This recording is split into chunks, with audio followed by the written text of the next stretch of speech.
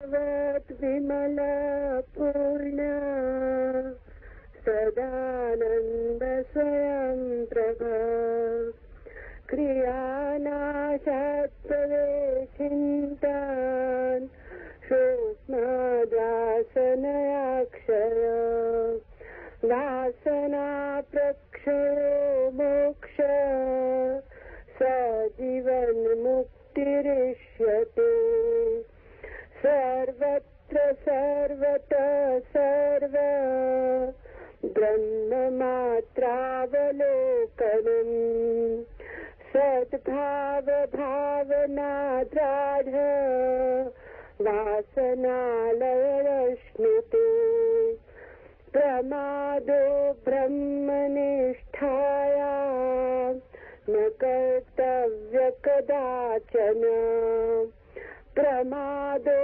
मृत्युरित्यार्हो विद्यां ब्रह्मवादिना यथा प्रकृष्टं शैवालं क्षणमात्रं न तिष्ठति आवृणोति तथा माया प्राज्ञवापापराङ्मुखम्। अहंकार को पकड़ने से मुक्त हुआ मनुष्य ही को प्राप्त करता है और फिर चंद्रमा जैसा निर्मल होकर सदा आनंद रूप और स्वयं प्रकाश बनता है। क्रिया का नाश होने से चिंता का नाश होता है और चिंता का नाश होने से वासना का नाश होता है। वासना नाश ही मोक्ष है और यही जीवन मुक्ति कहलाती है। सर्वत्र सब तरफ सबको केवल ब्रह्म रूप देखना, ऐसी सद्भावना दृढ़ होने से वासना का नाश होता है। ब्रह्मनिष्ठा में कभी प्रमाद न करना, क्योंकि यही मृत्यु है, ऐसा ब्रह्मवादी कहते हैं। जिस प्रकार शैवाल को पानी से कुछ हटा भी दिया जाए तो भी वो पानी के बिना ढके नहीं रहता, इसी प्रकार समझदार व्यक्ति भी ब्रह्मनिष्ठा से थोड़ा भी विमुख हो जाए तो माया से उसे लिप्त कर देती है।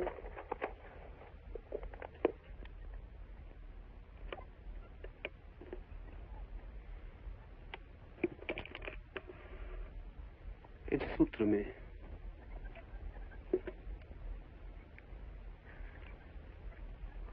बहुत सी मूल्यवान बातें कही गई हैं। मूल्यवान ही नहीं, मौलिक भी। अहंकार को पकड़ने से मुक्त हुआ मनुष्य ही आत्मस्वरूप को प्राप्त होता है। बड़ी गहरी बात इसमें है। अहंकार ने आपको नहीं पकड़ा हुआ है, आपने अहंकार को पकड़ा हुआ है। संसार ने आपको नहीं पकड़ा हुआ है, आपने संसार को पकड़ा हुआ है। दुख नहीं आपको जकड़े हैं, आपकी ही कृपा का फल है।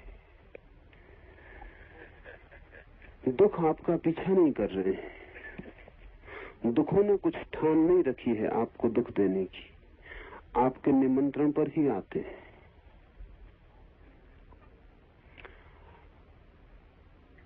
साधारणतः हम ऐसा सोचते नहीं। साधारण हम सोचते हैं क्यों है दुख, क्यों है ये संसार का कष्ट, क्यों है ये आवागमन, क्यों ये अहंकार सताता है, कैसे इससे छुटकारा हो। निरंतर हमारे मन में ये बात चलती, कैसे इससे छुटकारा हो। आप सबके मन में कभी न कभी ये प्रश्न उठता ही रहा होगा, अन्यथा यहाँ आना असंभव था। कैसे इससे छुटकारा हो। लेकिन ये सूत्र आपको बड़ा निराश करेगा, क्योंकि ये सूत्र कहता है छुटकारे का सवाल ही नहीं, क्योंकि अहंकार ने आपको पकड़ा नहीं, संसार ने आपको रोका नहीं, जन्मों ने आपको बुलाया नहीं। ये आपकी मर्जी है। इसलिए ये पूछना गलत है कि कैसे छुटकारा हो, यही पूछना उचित है कि किस भांति, किस तरकीब से हमने इस सब दुख उपद्रव को पकड़ रखा है। छुटकारे का सवाल ही नहीं उठाना चाहिए। सवाल यही होना चाहिए कि कौन सी है हमारी व्यवस्था, कौन सा है हमारा ढंग कि हम दुख को पकड़ लेते हैं, कि हम दुख को पकड़ते ही चले जाते हैं, कि अपने ही हाथ से हम आरोपित करते चले जाते हैं। और नए संसार, और नए जन्म, और नए जीवन, वासना के नए नए विस्तार, नए आकाश हम कैसे निर्मित करते चले जाते हैं, इसे ही समझना जरूरी है। इसके बहुत अंतर्निहित अर्थ होंगे। इसका एक अर्थ तो ये होगा कि मोक्ष कोई ऐसी उपलब्धि नहीं है जो पाने को है। संसार जरूर खोने को है, लेकिन मोक्ष पाने को नहीं है। अगर आप संसार को छोड़ने में राजी हो जाएं, तो मोक्ष पाया ही हुआ है। इसका यह अर्थ हुआ कि मुक्त तो आप हैं ही, बड़ी तरकीब से आप बंधन में पड़े हैं। कभी अगर देखा हो, तोतों को पकड़ते हैं जंगलों में, रस्सी बांध देते हैं। तोता रस्सी पर बैठता है, वजन से उल्टा लटक जाता है, रस्सी घूम जाती। फिर तोता समझता है कि पकड़े गए। उल्टा लटका तोता समझता है कि पकड़े गए, बुरी तरह फंसे, पैर फंस गए, अब निकलना मुश्किल है। जोर से रस्सी को तोता ही पकड़े होता है, रस्सी बिल्कुल पकड़े नहीं होती। लेकिन तोता का मानना भी ठीक है कि जिस रस्सी ने उल्टा दिया, लटका दिया, जरूर पकड़े गए होंगे।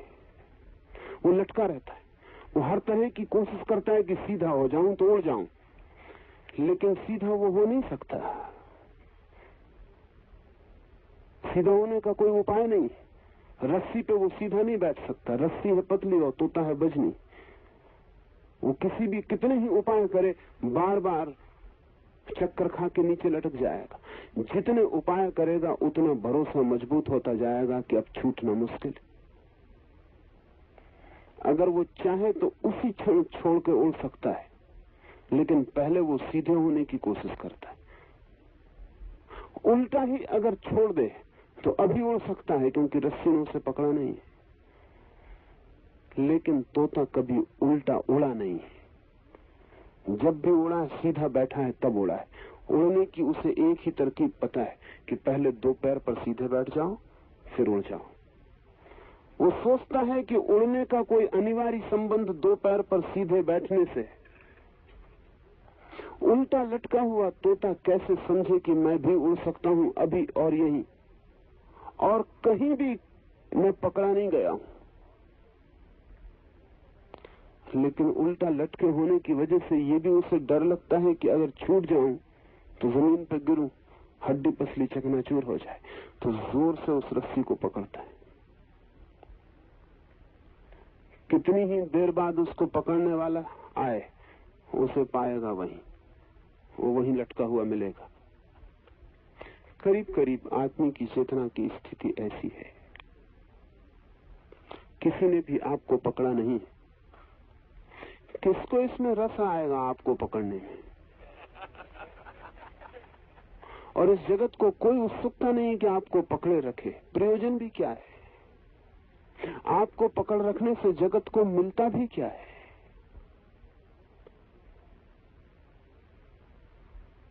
नहीं, किसी की कोई उत्सुकता आपको पकड़ रखने में नहीं है। आप पकड़े गए अपने ही द्वारा। कुछ भ्रांतियां हैं जो आपको ख्याल देती हैं कि मैं पकड़ा गया हूं, और बड़ी भ्रांति तो यही है कि आप अपने को इतना मूल्यवान समझते हैं कि सारा जगत आपको पकड़ने को उत्सुक है। ये भी अहंकार है कि सारे दुख आपकी तरफ ही चले आ रहे हैं। इतने दुख इतना ध्यान देते हैं आप पर सारे नरक आपके लिए निर्मित किए गए, आपके लिए। आप केंद्र में बैठे हैं, जैसे सारे जगत की व्यवस्था आपके लिए चल रही, और आप केवल रस्सी में लटके हुए एक तोते। पर ये भ्रांति होने के ठीक वैसे ही कारण है जैसे तोते को हो जाते। आदमी का जैसे ही जन्म होता है, कई दुर्घटनाएं घट जाती, अनिवार्य है इसलिए घट जाती। छोटा बच्चा पैदा होता है तो आदमी का बच्चा बिल्कुल असहाय पैदा होता है। ऐसा किसी पशु का बच्चा असहाय पैदा नहीं होता। जानवरों के बच्चे पैदा होते हैं और पैदा होते ही दौड़ने लगते हैं। पशुओं के बच्चे, पक्षियों के बच्चे पैदा होते हैं, पैदा होते ही अपने भोजन की तलाश में निकल जाते हैं। आपका बच्चा पैदा होगा, 25 साल लगेंगे तब भोजन की तलाश पर निकल पाएगा। 25 साल। आदमी का बच्चा सबसे कमजोर है। बायोलॉजिस्ट कहते हैं कि कुछ भूल हो गई है। जीव शास्त्री कहते हैं कि आदमी के बच्चे को अगर पूरा पैदा करना हो तो 21 महीने गर्भ में रहना चाहिए। मगर आदमी की मादा कमजोर है, 21 महीने बच्चे को गर्भ में रख नहीं सकती। इसलिए कुछ जीव शास्त्रियों के हिसाब से पूरी मनुष्य जाति गर्भपात है। कोई बच्चा पूरा पैदा नहीं होता।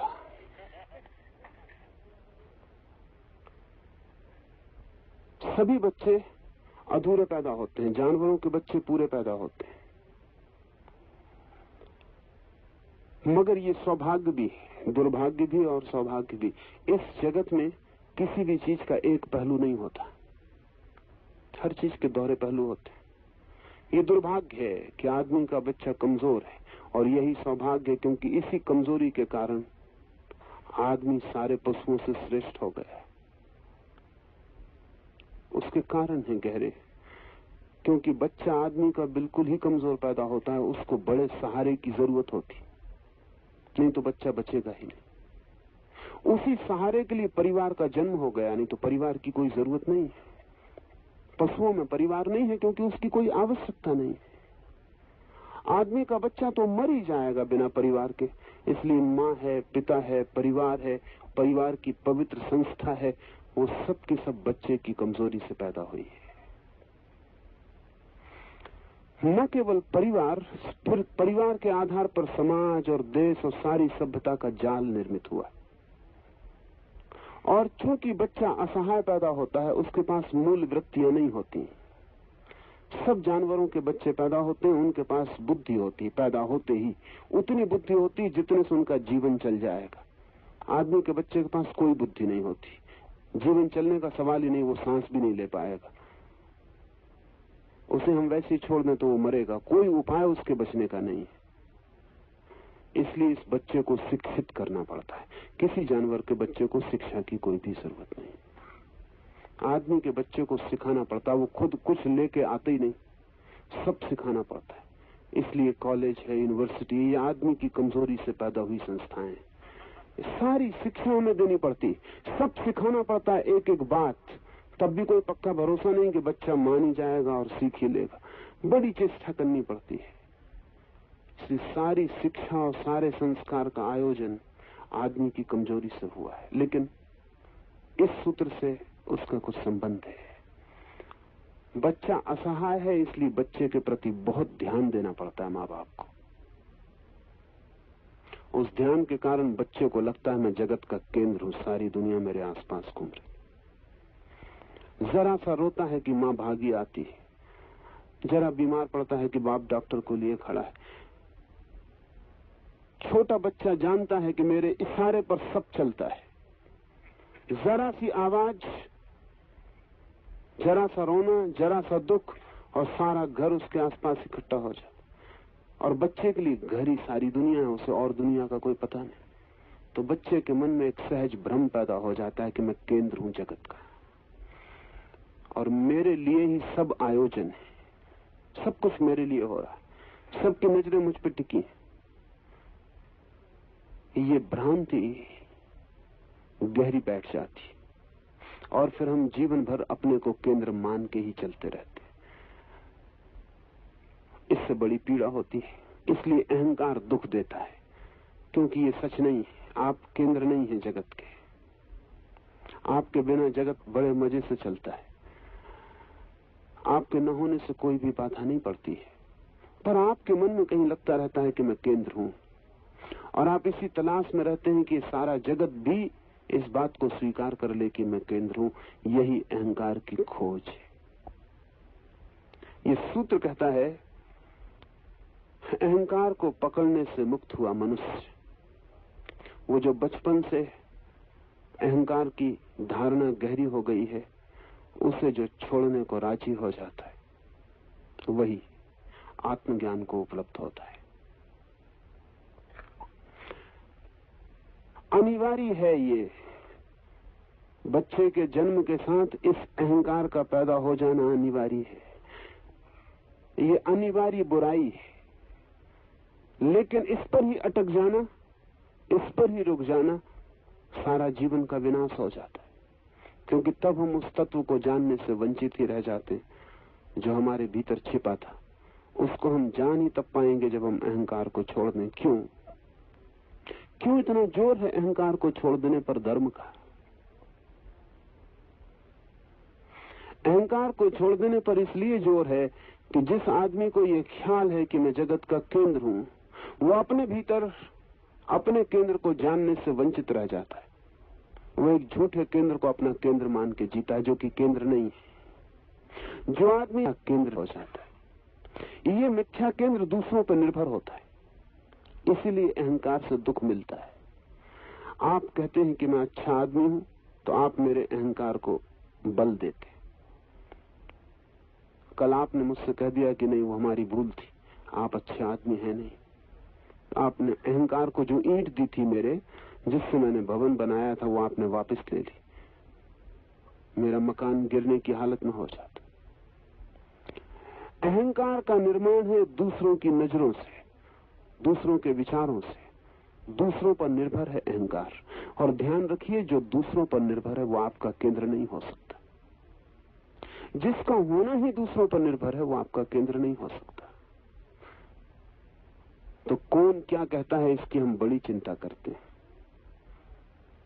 कौन अच्छा कहता है, कौन बुरा कहता है। एक मित्र मेरे पास आए थे, उन्होंने कहा मेरी तकलीफ ही यही है। वो मौजूद हैं, उनकी तकलीफ, उन्होंने कहा मेरी तकलीफ ही यही है कि कोई छोटी छोटी बातें लोग कह देते हैं जिनका कोई मूल्य नहीं, लेकिन मुझे इतनी पीड़ा हो जाती है कि मैं रात भर नहीं सो पाता। उदाहरण के लिए उन्होंने कहा कि दुकान पर मैं कपड़ा लेने गया, कपड़ा मुझे लेना था लेकिन पसंद नहीं पड़ा। दुकानदार ने कहा कि जाइए, भी पहले से पता था आपकी शक्ल देख कि आप कपड़ा खरीदेंगे नहीं।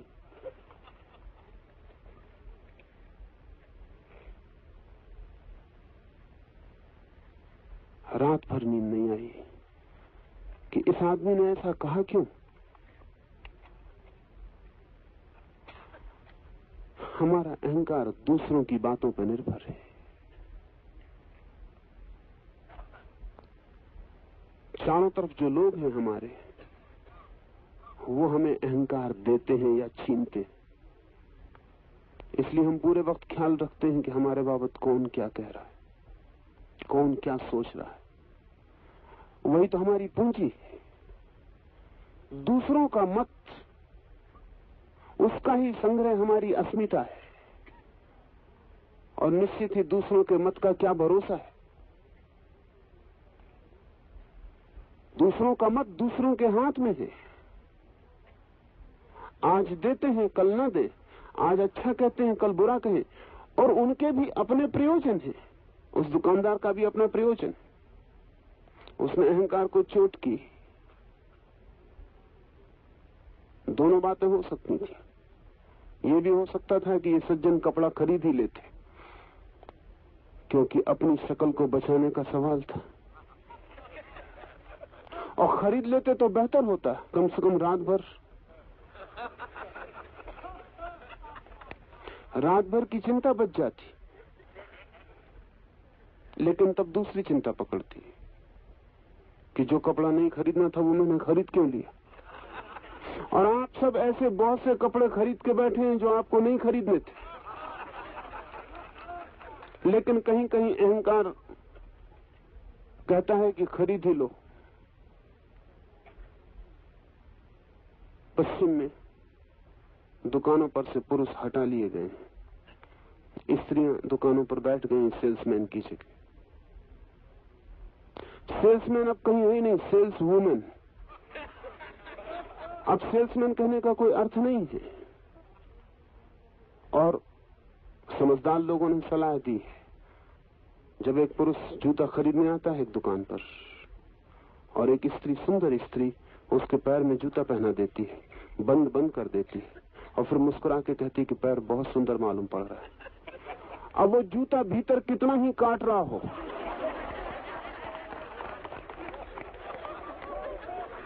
अब उसे खरीदना मजबूरी, अब उसे खरीदना ही होगा। अब ये मामला जूते का है ही नहीं, अब आप कुछ और खरीद रहे हैं, जूता केवल बहाना है।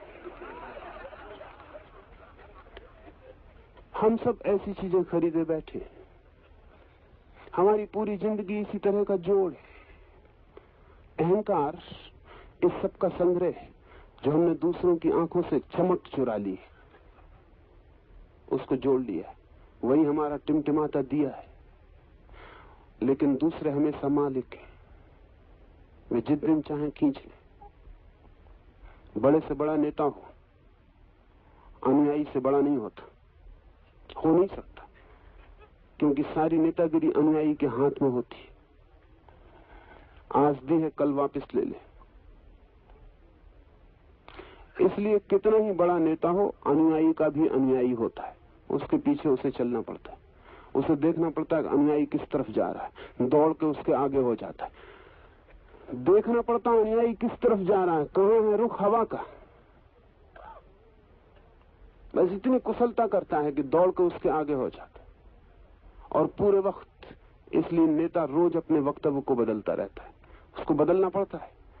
वो अनुयायी को ख्याल में रखना है, उससे मिला हुआ अहंकार है, पद है, प्रतिष्ठा है, सब मिली हुई है, सब उधार है। और जो उधार है वो आप नहीं है। ये सब नहीं मिला था तब भी आप थे, मौत इस सब को छीन लेगी तब भी आप होंगे। आपने एक झूठा केंद्र निर्मित कर लिया, और इस केंद्र से अगर आप अपने को एक समझ बैठे हैं तो फिर आप असली केंद्र को खोजेंगे क्यों?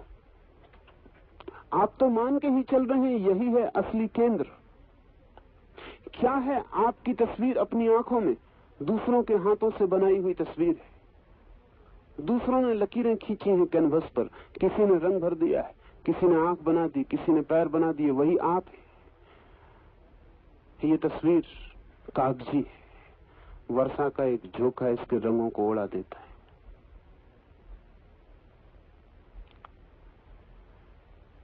लेकिन जीवन की अनिवार्यता में से निकल आती है ये बात। मनस्विद कहते हैं कि बच्चे को पहले बोध होता है दूसरे का, खुद का नहीं होता। स्वाभाविक है। बच्चा जब आंख खोलता है तो देखता है अपनी मां को, खुद को तो कैसे देखेगा? दूसरा दिखाई पड़ता है, तू दिखाई पड़ता है। फिर धीरे धीरे उसकी पहचान बढ़ती, पिता दिखाई पड़ता है, भाई बहन परिवार दिखाई पड़ता है। धीरे धीरे उसे तू का अनुभव होता है, दूसरे का। और इस तू के विपरीत ही वो अपने मैं को अनुभव करना शुरू करता है। मैं का अनुभव पहला नहीं है। ये बड़े मजे की बात है। मैं पैदा होता हूं, लेकिन मुझे मेरा अनुभव पहले नहीं होता, मुझे दूसरों का अनुभव पहले होता है। स्वभाव था, जब दूसरों का अनुभव मुझे पहला होता है तो जिस मैं को मैं निर्मित करूंगा वो उन दूसरों के मत पर आधारित होगा। इसलिए मनस्विद कहते हैं कि अगर मां का प्रेम मिला हो बेटे को, पिता का प्रेम मिला हो, घर का सम्मान मिला हो तो उस बेटे की अकड़ दूसरे ढंग की होती। मां का प्रेम न मिला हो, घर में कोई सम्मान न मिला हो, तो उस बेटे में एक दीनता पैदा हो जाती। क्योंकि जिनसे मैं का पहला बोध मिला, अगर उन्होंने खुशी जाहिर न की हो और आनंद जाहिर न किया हो, तो वो मैं सदा के लिए गरीब, दीन, दुखी हो जाता। भोजन ही नहीं मिला उसे।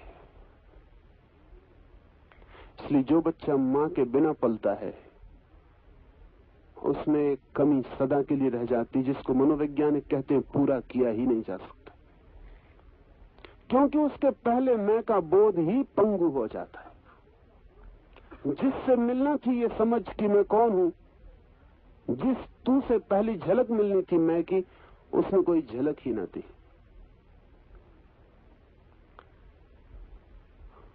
उसने कोई गौरव, सम्मान, आदर, प्रेम कुछ भी ना दिया, कोई गरिमा ना दी। मां अगर नाच न उठी हो बच्चे के जन्म से, अगर मां आह्लादित न उठी हो, अगर उसका रोआ रोआ प्रसन्न न हो उठा हो, तो इस बच्चे का मैं जो है वो सदा के लिए लंगड़ा लूला रह जाएगा। बड़ी तकलीफ होगी, उसे बैसाखियां लगानी पड़ेंगी, बड़ी कठिनाई आएगी। दूसरों से मिलता है हमें मैं का पहला अनुभव, और दूसरों से ही मिलता चला जाता है। धीरे धीरे सर्टिफिकेट, मत, लोगों के विचार, समाज में प्रतिष्ठा, मान, उसको हम इकट्ठा कर लेते हैं और इसी केंद्र पर हम लटके रह जाते हैं। केंद्र इसके भीतर छिपा है हमारा। तू पहले नहीं हो सकता, मैं पहले हूं, चाहे उसका पता हमें बाद में चलता हो। बच्चा पैदा होता है तो अपने मैं को, अपनी आत्मा को लेके पैदा होता है, लेकिन वो केंद्र छिपा रह जाता है और एक नया केंद्र निर्मित हो जाता है। फिर इस केंद्र को हम पकड़ते इसलिए हैं कि हम दूसरा कोई केंद्र जानते भी नहीं, और इसे छोड़ दें तो अधर में लटक जाएं, और इसका ख्याल ना करें तो बिखर जाएं। डर लगता है कि कहीं सब अस्त व्यस्त ना हो जाए, अराजक ना हो जाए, इसलिए इसे जोर से पकड़े रहते हैं। वो जो तोता रस्सी को पकड़े हैं इसी डर से कि अगर छोड़ दूं तो गिर पड़ूं, हड्डी पसली चकनाचूर हो जाए। हम भी इस मैं को पकड़े रहते हैं क्योंकि और कुछ पकड़ने को दिखाई भी नहीं पड़ता, इसी के सहारे चलते हैं और जोर से पकड़े रहते हैं कि कहीं छूट ना जाए। फिर इससे दुख मिलता है क्योंकि ये वास्तविक केंद्र नहीं है। ये हमारी हालत ऐसी है कि हम एक खजाना लेके पैदा हुए हों और फिर एक झूठे गड्ढे को, जो खजाना नहीं हमने खजाना समझ रखा हो, फिर उसी को खोदते चले जाते हैं और उसमें से कभी कोई संपत्ति ना मिलती हो। जो हमारा केंद्र है वो तो सम्राट है, जो हमारी आत्मा है वो तो आनंद है, वो तो एक खजाना है। लेकिन ये जो मैं है ये बिल्कुल उधार गड्ढा है, इसमें हम कितने ही खोदें कोई खजाना हमें कभी मिलने वाला नहीं। इसको खोद खोद के हम अपने स्वभाव तक कभी पहुंच नहीं सकते। इसलिए सूत्र कहता है, अहंकार को पकड़ने से मुक्त हुआ मनुष्य ही आत्म स्वरूप को प्राप्त करता है। तो क्या करें, क्या करें? गुरजीएफ एक बहुत अद्भुत फकीर हुआ। उसकी दादी मरणशैया पर पड़ी थी और गुरजीएफ ने अपनी दादी से पूछा कि तेरे जीवन के अनुभव और निष्कर्षों से अगर कोई बात मुझे देने योग्य हो, मेरी कोई पात्रता हो तो मुझे दे दे। बड़ी अजीब बात उसकी बूढ़ी दादी ने दी। उसकी बूढ़ी दादी ने कहा, एक बात का अगर तू ख्याल रख सके जीवन भर, कि जैसा दूसरे करते हो वैसा कभी मत करना। कोई भी काम जैसा दूसरे करते हो वैसा कभी मत करना, सदा कोशिश करना कुछ अन्यथा करने की। गुरजीएफ ने तो इसके ऊपर बाद में एक पूरा का पूरा फलसफा, एक पूरा दर्शन खड़ा किया और उसने एक नियम बनाया, द लॉ ऑफ अदरवाइज। हमेशा और ढंग से करना।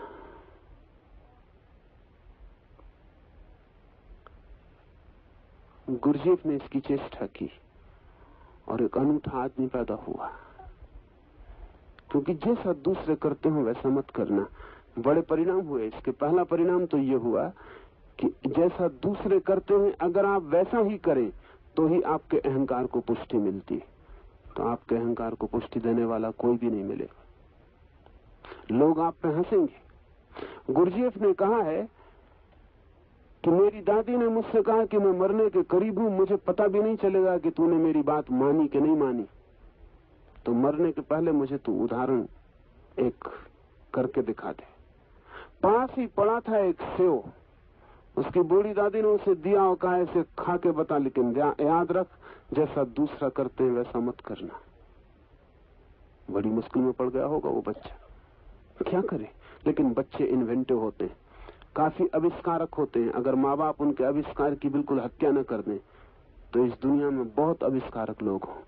लेकिन आविष्कार खतरा मालूम पड़ता है क्योंकि नया कुछ उपद्रव लाता है। गुरुजीएफ ने पहले कान से लगा के उस सेव को सुना,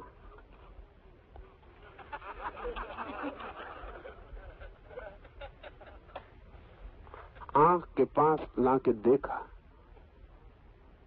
चूमा, हाथ से स्पर्श किया आंख बंद करके, उस सेव को लेके नाचा, उछला कूदा, दौड़ा, फिर उस सेव को खाया। उसकी दादी ने कहा मैं आश्वस्त हूं। फिर गुरुजीफ ने कहा ये मेरी जिंदगी का नियम हो गया कि कुछ भी काम करो दूसरे जैसा न करना, कुछ न कुछ अपने जैसा करना। लोग उस पर हंसते थे, लोग कहते पागल है, लोग कहते ये किस तरह का आदमी, ये क्या कर रहा है, सेव को कान से सुन रहा है। गुरुजीफ ने कहा कि मुझे पता भी नहीं था, लेकिन इसका एक परिणाम हुआ कि मुझे दूसरों की चिंता न रही। दूसरे क्या कहते हैं, दूसरों का क्या मंतव्य है, दूसरे मेरे संबंध में क्या धारणा बनाते, ये बात ही छूट गई। मैं अकेला ही हो गया, मैं निपट अकेला हो गया इस पूरी पृथ्वी पर। और गुरुजीफ ने लिखा है इस कारण मुझे वो मुसीबत कभी नहीं झेलनी पड़ी जो सभी को झेलनी पड़ती। एक झूठा केंद्र मेरा निर्मित ही नहीं हुआ और मुझे अहंकार मिटाने के लिए कभी कोई चेष्टा नहीं करनी पड़ी, वो बना ही नहीं। क्या करें, दूसरों का ख्याल छोड़ दें। सुबह मैं देखता हूं आप ध्यान कर रहे हैं, करते भी हैं, ख्याल भी बना रहता है कि कोई देख तो नहीं रहा, कोई क्या कहेगा। एक मित्र आज ही आए थे, वो कहते थे आप जो भी बताएं अकेले मैं कर लूंगा। यहां इतने लोगों के सामने अकेले में कोई लाभ ना होगा, कोई लाभ ना होगा, क्योंकि ध्यान के लाभ तो बहुआयामी है। इतने लोगों के सामने आपके पागल होने की हिम्मत आपके अहंकार को बिखरा जाती। इतने लोगों के सामने आपका बच्चे जैसा व्यवहार आपको अचानक आपके अहंकार से हटा के केंद्र पर फेंक देता है। अकेले में ये बात न होगी। अकेले में तो अपने बाथरूम में सभी गुनगुना लेते हैं और अपने बाथरूम के आईने में सभी मुंह बिचका लेते हैं, बच्चे ही नहीं बूढ़े भी। वो तो आईने कहते नहीं कथाएं।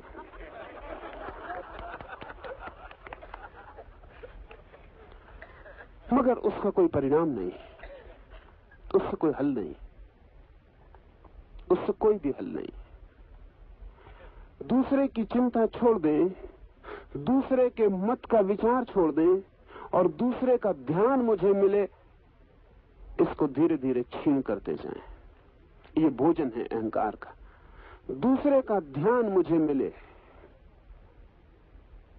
दूसरे का ध्यान भोजन है, उससे अहंकार परिपुष्ट होता है। इसलिए जितने लोग आपको ज्यादा ध्यान दे, उतना रस मालूम पड़े, उतना लगे कि मैं कुछ हूं। अगर कोई ध्यान न दे, आप एक घर में हो और कोई आपको देखे भी नहीं।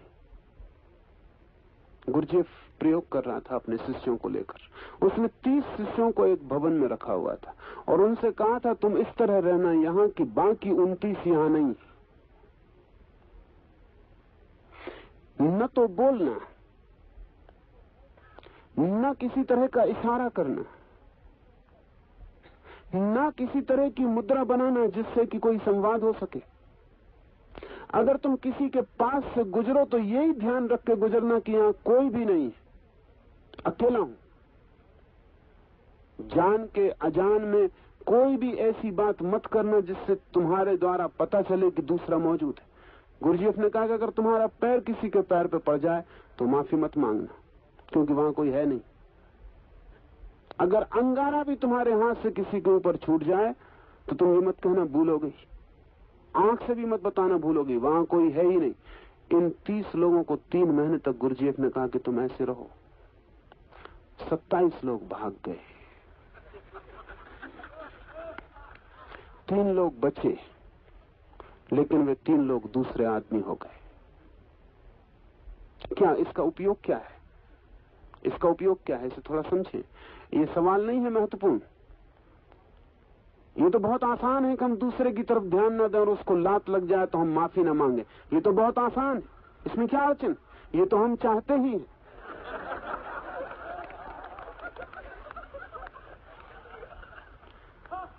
लेकिन क्या अर्थ क्या है? ध्यान रखना, इसमें अर्थ गहरा है और छिपा है। गुरुजीएफ ने कहा कि तुम ध्यान ही मत देना कि कोई दूसरा है, लेकिन तब एक बात समझ लेना कि दूसरे भी ध्यान नहीं देंगे कि तुम हो। वही है मूल।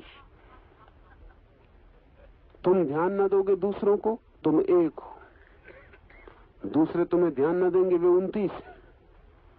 29 लोगों का ध्यान तुम्हें 3 महीने तक नहीं मिलेगा। बिल्कुल पारस्परिक है लेन देन।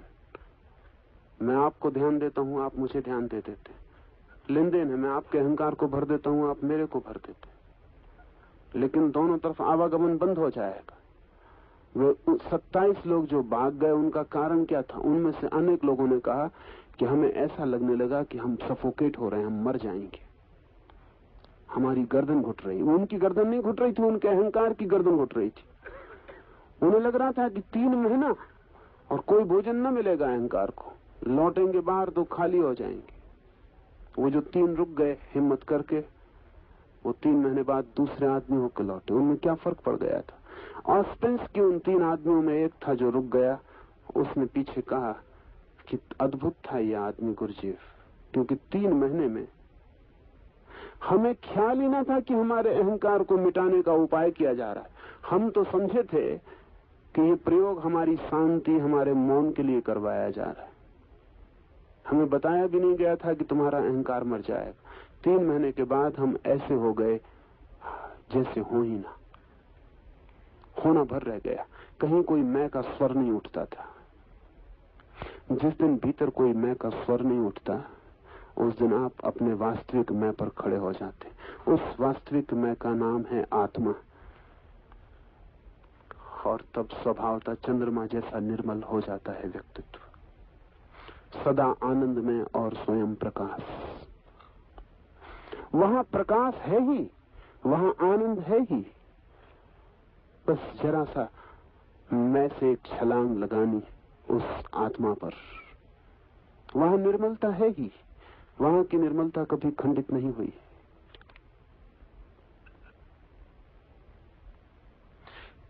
दूसरा महत्वपूर्ण सूत्र, वो भी बहुत अद्भुत और मौलिक। शब्द कभी कभी छिपा लेते और दिखाई नहीं पड़ता, और शब्द परिचित होते हैं, इसलिए शब्दों के भीतर उतरना मुश्किल हो जाता है। ये शब्द सब आपने सुने होंगे, इनमें कोई अपरिचित नहीं, लेकिन इनका संयोजन बिल्कुल अपरिचित है। क्रिया का नाश होने से चिंता का नाश होता है,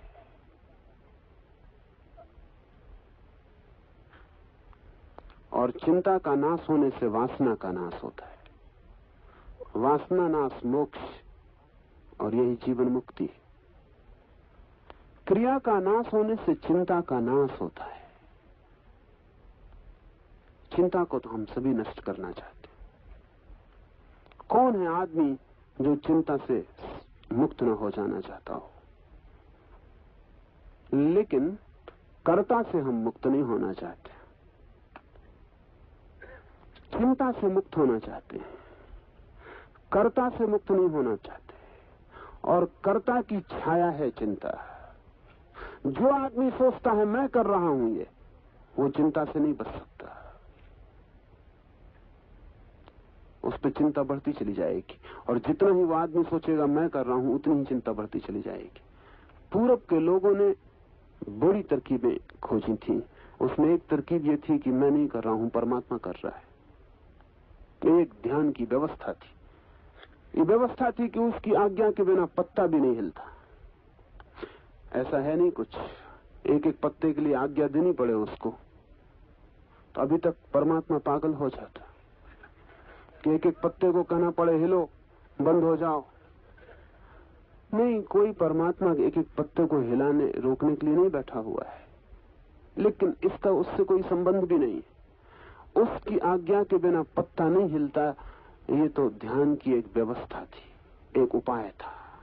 क्योंकि जो आदमी ऐसा मान लेता है उसकी आज्ञा के बिना पत्ता भी नहीं हिलता, वो धीरे धीरे मैं करता हूं ये भाव छोड़ने लगता है। करता वो है, मैं कुछ भी नहीं उपकरण। वो हिलाता है तो हिलता हूं, वो चलाता है तो चलता हूं, वो उठाता है तो उठता हूं। जब लोग ऐसा सोचते थे कि उसके द्वारा सब हो रहा है और हम केवल कठपुतलियां हैं, तो एक बड़ी घटना घटी थी इस दुनिया में। पूरब के मुल्क एकदम चिंता मुक्त हो गए थे। पूरब ने जितना निश्चिंत समय जाना है जमीन पर और कहीं नहीं जाना गया। और अभी पश्चिम जितना चिंता से भरा हुआ समय जान रहा है, उतना चिंता से भरा समय भी कभी नहीं जाना गया।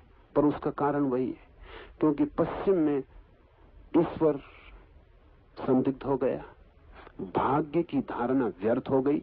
मैं नहीं कहता कि भाग्य की धारणा सही है, लेकिन भाग्य की जो उपाय व्यवस्था थी कि भाग्य सब कर रहा है तो फिर हम करता नहीं रह जाते, वो समाप्त हो गया।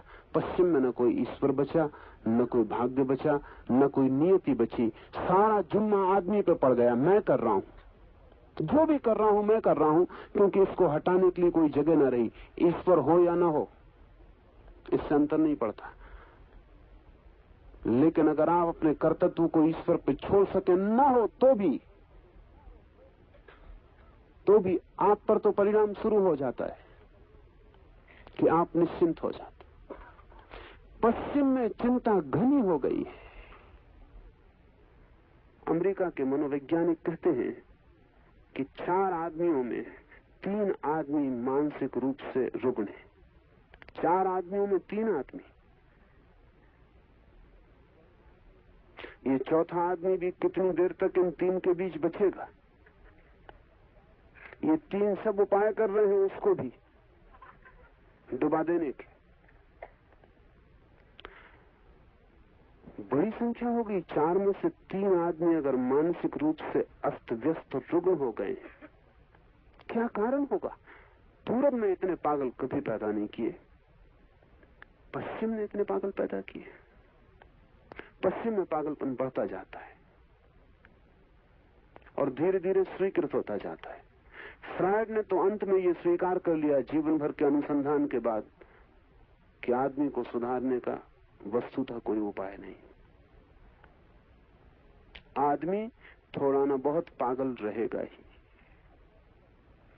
असमर्थता स्वीकार कर ली, और फ्रायड स्वीकार करे असमर्थता तो बड़ी कीमत की है, क्योंकि ये आदमी 50 साल जिंदगी के आदमी के मन के अनुसंधान में ही लगाया है, गहरी से गहरी खोज की है। उसका कहना है कोई उपाय नहीं है कि आदमी बिल्कुल स्वस्थ किया जा सके, पर फ्रायड को पता नहीं कि स्वस्थ आदमी जमीन पर रहे, स्वस्थ समाज भी रहे, पर उन समाजों की धारणाएं दूसरी थी। उसमें बड़ी से बड़ी गहरी धारणा थी ये कि कर्ता मैं नहीं हूं, इसका उन्होंने उपाय कर लिया था। कर्ता परमात्मा है, भाग्य है, विधि है, नियति है, कोई और है, मैं हूं केवल एक उपकरण मात्र। एक पत्ते की तरह हिलाता है हिलता हूं, नहीं हिलाता नहीं हिलता हूं, जिताता है जीत जाता हूं, हराता है हार जाता हूं, मेरा कुछ भी नहीं। इसके दोहरे परिणाम हुए। एक परिणाम तो ये हुआ कि जब मैं करता नहीं हूं तो चिंता के पैदा होने का कोई कारण नहीं उठता। हार भी स्वीकृत हो जाती है, जीत भी स्वीकृत हो जाती। तो जीत भी मेरी नहीं है तो जीत से भी अहंकार निर्मित नहीं होता, और हार भी मेरी नहीं है तो रात की नींद भी नष्ट नहीं होती, चिंता भी नहीं पकड़ती, मन में व्यथा भी नहीं आती। और भी बड़े मजे की बात है, कोई दूसरा आदमी जीत जाए तो ईर्ष्या भी नहीं पकड़ती, क्योंकि वो आदमी जीत गया, इससे कुछ बड़ा नहीं हो गया है, परमात्मा की मर्जी। उस आदमी का बड़प्पन नहीं है कुछ कि जीत गया और हम हार गए तो हम कुछ छोटे हैं, परमात्मा की मर्जी। एक बड़ी शांत मानसिक अवस्था पैदा हो सकती है अगर कर्ता का भाव छूट जाए। जरूरी नहीं है कि आप परमात्मा को माने तो ही छूटे। बुद्ध ने बिना परमात्मा को माने छोड़ दिया, थोड़ा कठिन है। महावीर ने बिना परमात्मा को माने छोड़ दिया, थोड़ा कठिन है। अगर बिना परमात्मा को माने छोड़ना हो तो फिर आपको साक्षी भाव को गहरा करना पड़े। सिर्फ देखने वाले रह जाएं, जो भी हो रहा है देखने वाले रह जाएं। हार हो तो देखें कि मैं देख रहा हूं हार हो गई, और जीत हो तो देखें कि देख रहा हूं कि जीत हो गई। ना तो मैं हारता हूं और न मैं जीतता हूं, मैं केवल देखता हूं।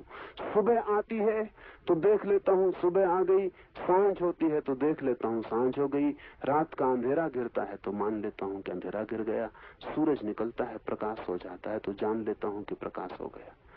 मैं अपनी ही जगह देखने वाला बना रहता हूं, चाहे रात हो और चाहे दिन, चाहे सुख हो चाहे दुख, चाहे हार चाहे जीत। तब फिर साक्षी में कोई ठहर जाए तो कर्ता विलीन हो जाता है, क्रिया आपकी नहीं रह जाती। क्रिया के केंद्र आप नहीं रह जाते, आप दृष्टि, दर्शन, ज्ञान के केंद्र हो जाते। क्रिया आसपास प्रकृति में होती रहती है। महावीर कहते हैं पेट को भूख लगती है, मैं देखता हूं। पैर में कांटा चुभता है, पीड़ा होती है पैर को, मैं देखता हूं। शरीर रुग्ण होता है, बीमारी आती है, मैं देखता हूं। मरते वक्त भी महावीर देखते रहेंगे कि शरीर मर रहा है। आप नहीं देख पाएंगे कि शरीर मर रहा है, आपको लगेगा मैं मर रहा हूं। जीवन भर का अभ्यास, जब सब क्रियाएं आपने की तो मौत भी आपको ही करनी पड़ेगी। जब सभी कुछ आपने किया तो फिर मृत्यु आप किस पर छोड़ेंगे? जिसने जीवन को छोड़ दिया वो मृत्यु को भी छोड़ देता है, और जो जीवन को देखता रहा कि मैं साक्षी हूं, वो मृत्यु को भी देख लेता है कि मैं साक्षी हूं। क्रिया का नाश हो जाए अर्थात कर्ता खो जाए तो चिंता का नाश हो जाता है। इससे भी गहरी बात दूसरी है, और चिंता का नाश होने से वासना का नाश होता है। ये सूत्र लगता है कि जैसे कुछ भूल हो गई। निरंतर शास्त्रों में कहा है वासना का नाश हो तो चिंता का नाश होता है, और यही आपने सुना भी होगा कि अगर वासना न रहे तो चिंता नहीं रह जाती। ये सूत्र बिल्कुल उल्टी बात कह रहा है। ये सूत्र कहता है चिंता का नाश हो जाए तो वासना का नाश होता है। क्रिया का नाश हो तो चिंता का नाश होता है, और चिंता का नाश हो तो वासना का नाश होता है। क्यों? कभी आपने ख्याल किया कि जब आप ज्यादा चिंतित होते हैं तो ज्यादा वासनाग्रस्त होते हैं? जब मन में ज्यादा परेशानी होती है तो काम वासना ज्यादा पकड़ती, क्योंकि मन की परेशानी भी काम वासना के साथ बाहर निकल जाती है, हल्का हो जाता है। जब चित्त क्रोध में होता है तब भी काम वासना ज्यादा पकड़ती है। चित्त प्रफुल्लित हो, आनंदित हो, काम वासना कम पकड़ेगी। अगर चित्त बिल्कुल आनंद में रहे, काम वासना पकड़ेगी ही नहीं। इसके कारण है जब चित्त में कोई भी चीज तनाव की एक सीमा के बाहर पहुंच जाती है तो जो काम केंद्र है वो सेफ्टी वाल्व की तरह काम करता है। वो है ही सेफ्टी वाल्व। जब आपकी चिंता बहुत हो जाती है, उसको सहना मुश्किल हो जाता है और इतनी शक्ति आप में दौड़ने लगती है कि उतनी शक्ति आपको बेचैन करने लगती है, तो शरीर उस शक्ति को बाहर फेंकने का उपाय खोज लेता है। काम केंद्र सेफ्टी वाल्व है। तो जहां भी शक्ति का काम करना हो वहां सेफ्टी वाल्व लगाने पड़ते हैं। प्रकृति ने भी लगाया हुआ है।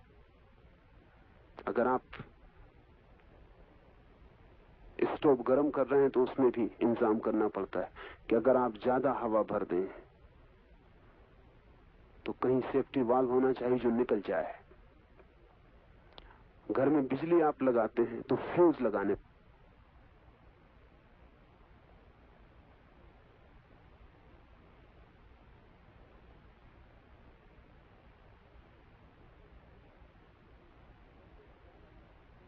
जैसे ही ज्यादा शक्ति खींचने की स्थिति बनेगी फ्यूज टूट जाएगा और शक्ति निष्कासित हो जाएगी, आप बच जाएंगे। शरीर में भी सेफ्टी वाल्व है, वो बायोलॉजिकल है। सेक्स सेंटर, काम केंद्र सेफ्टी वाल्व है। जब भी आपके भीतर ज्यादा शक्ति भर जाती है और बेचैनी बढ़ जाती है और चिंता पकड़ लेती है और भीतर द्वंद्व चलने लगता है, तब जरूरत है या तो आप साक्षी हो जाएं तो ये सब उपद्रव शांत हो जाए, और या फिर ये सारा उपद्रव, दूसरा उपाय है कि आपकी शक्ति शरीर के बाहर चली जाए, आप कमजोर हो जाएं, तो उस कमजोरी में ये उपद्रव शांत हो जाए। क्योंकि उपद्रव के लिए शक्ति चाहिए, इसलिए अक्सर ये होता है कमजोर आदमी भले आदमी होते हैं। उसका मतलब ये नहीं कि वो भले होते हैं, उसका कुल मतलब इतना होता है कि बुरा करने के लिए जितनी शक्ति चाहिए वो उनके पास नहीं। कभी ख्याल किया आपने कि मोटे आदमी सदा प्रसन्न मालूम होते हैं और आमतौर से मिलनसार होते हैं और आमतौर से झगड़ेलू नहीं होते। क्यों? अगर आप पूछें फिजियोलॉजिस्ट से, शरीर शास्त्री से, तो वो कहता मोटा आदमी लड़ नहीं सकता, लड़े तो पिटेगा, तो मिलनसार हो जाता, क्योंकि वो झंझट, वो लड़ने का काम हो ही नहीं सकता उनसे, करेंगे तो उसमें पिटेंगे, तो इसलिए वो मुस्कुराते रहते। मुस्कुराहट का मतलब ये है कि कोई झगड़ा नहीं करना है किसी से, तो सब ठीक है, झगड़े में नहीं उतरना है। मोटा आदमी भाग नहीं सकता, और झगड़ा हो तो दो ही उपाय हैं, या तो लड़ो या भागो, वो दोनों नहीं कर सकता, झगड़ेलू नहीं रह जाता। मगर इसका ये मतलब नहीं कि झगड़ा समाप्त हो जाता।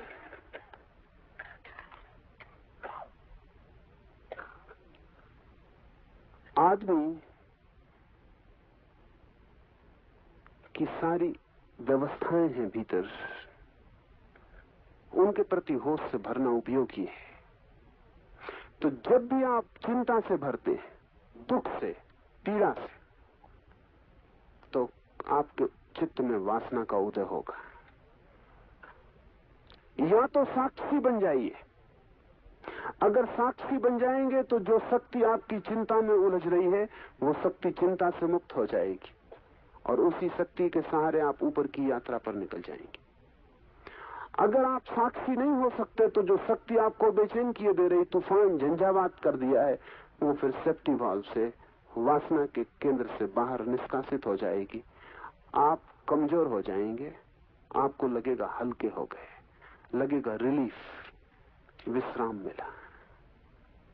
फ्रायड ने तो सेक्स को, काम वासना को नैसर्गिक ट्रैंकुलाइजर कहा है कि वो विश्राम देने वाली दवा है।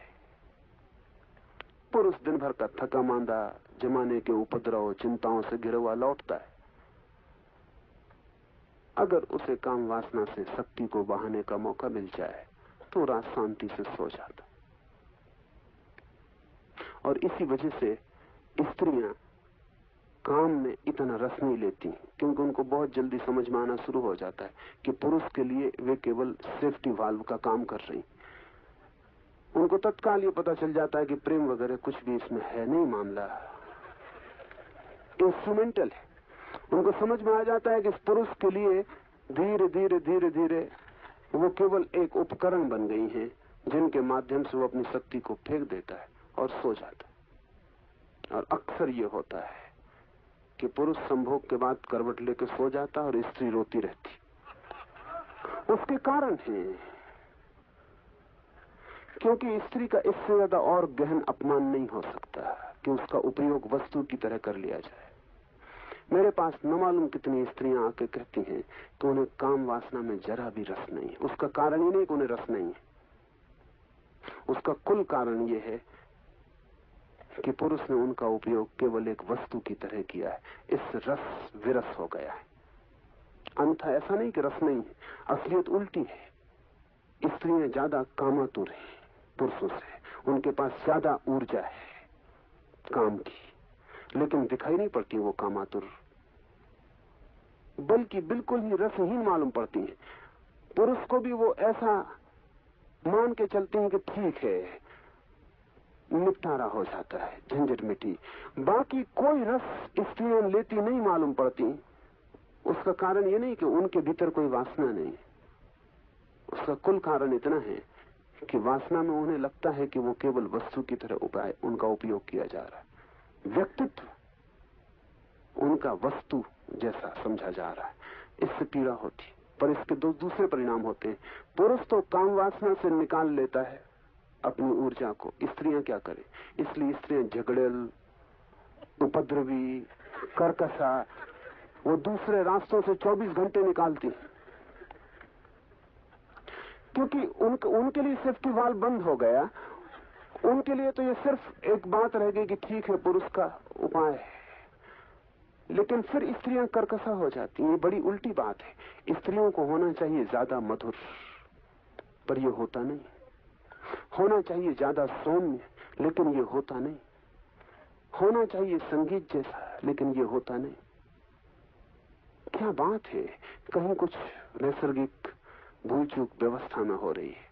और वो व्यवस्था में ये हो रही है कि जो निकास का सहज मार्ग उनके लिए हो सकता था वो अवरुद्ध हो गया। उसके प्रति उन्होंने रस त्याग कर दिया, और साक्षी बनना तो मुश्किल है। इसलिए अब वो सारी शक्तियां घूमती हैं और अलग अलग मार्गों से निकलती हैं। हाथ से बर्तन छूट जाएगा स्त्री का, चीनी का होना चाहिए तब छूटेगा,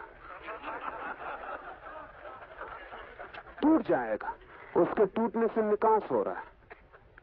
इसलिए आप बिल्कुल चार्ट बना सकते हैं कि किन दिनों में आपके घर बर्तन ज्यादा टूटते हैं।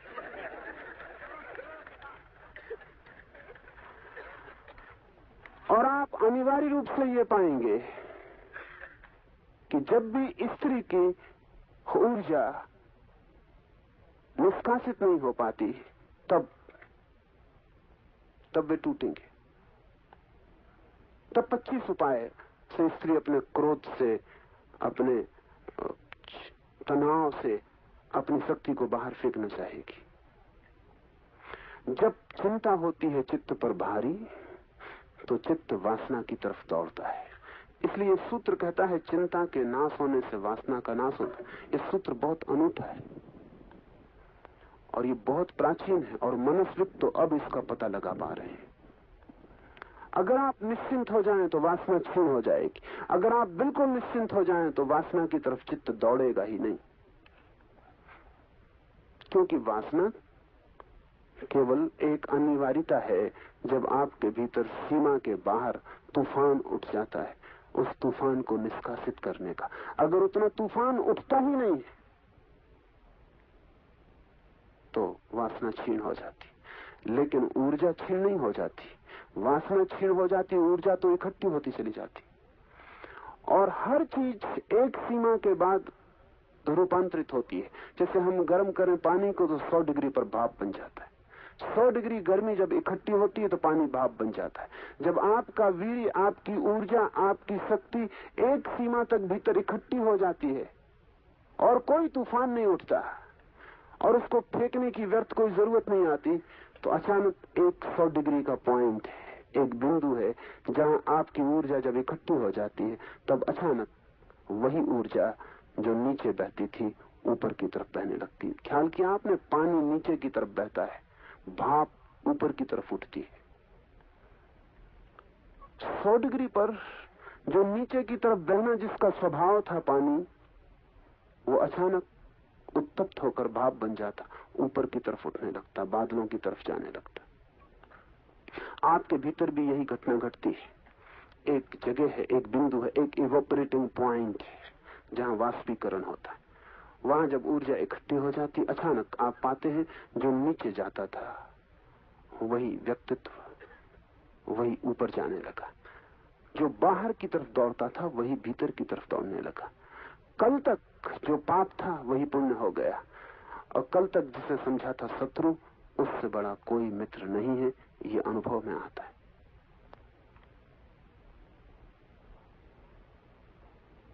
वासना नाश मोक्ष।